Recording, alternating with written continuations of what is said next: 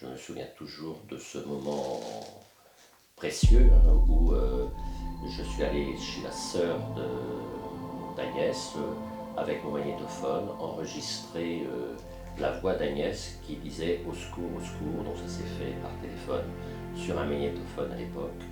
Et j'ai passé cette bande dans l'église de Quelen le dimanche pour alerter tous les paroissiens, dire voilà, on a quelqu'un de chez nous qui est au Honduras, qui crie au secours.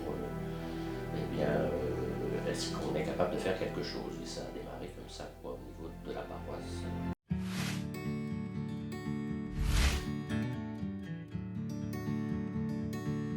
Le Honduras est un pays très peu connu. L'Amérique centrale, ce sont vraiment 5 petits pays entre l'Amérique du Nord, l'Amérique du Sud. Et si la congrégation elle a été appelée par les évêques à aller là-bas, c'est parce que ce sont des pays dont on parle peu. Voilà. Et donc il a besoin de gens qui aient le charisme de la proximité, de le vivre avec. Les premières actions élargies, ça a été les bols de riz du mercredi décembre.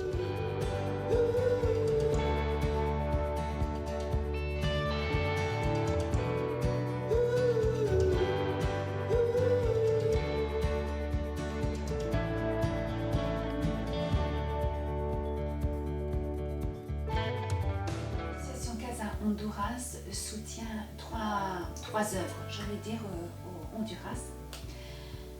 Dans la colonia Maria José, c'est-à-dire un village qui a été construit après le cyclone Mitch, l'association soutient le Kinder, un jardin d'enfants, qui s'appelle Anne-Pierre, et elle le soutient en assurant le salaire des institutrices. La deuxième œuvre, c'est à Nueva Suyapa. Nous avons une maison des étudiantes pour permettre à des étudiantes qui ont peu de moyens de pouvoir suivre les études à la capitale. Et la troisième, qui est la dernière, c'est qu'il y a une sœur qui est kiné, qui travaille à l'hôpital.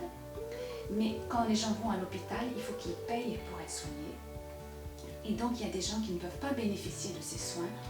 Donc Vigna a ouvert une petite clinique, comme on dit là-bas, pour permettre à des gens qui n'ont pas beaucoup de moyens de pouvoir bénéficier des soins d'une kiné.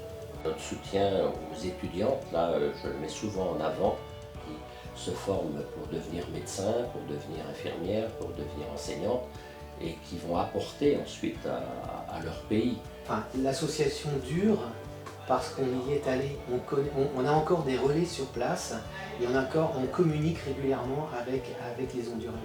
Et on sait vraiment chaque euro à quoi il sert là-bas. Et ça, c'est très très important.